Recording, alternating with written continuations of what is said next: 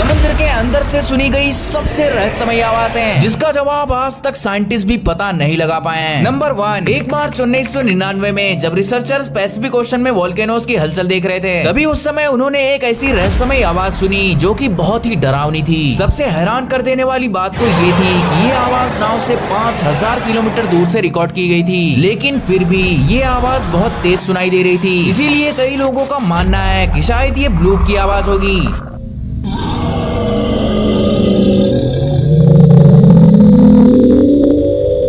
Number 2, 5 मार्च 1997 में हाइड्रोफोन्स ने एक ऐसी मिस्टीरियस आवाज कैप्चर की जो कुछ ऐसी थी मानो ट्रेन के पहिए पटरी पर चल रहे हो। वैज्ञानिकों का मानना है कि शायद ये आइसबर्ग के खिसकने की आवाज होगी। हालांकि कई लोग ये भी कहते हैं कि ये आवाज किसी ऐसे जीव की है जो बर्फ के नीचे बसा हुआ है।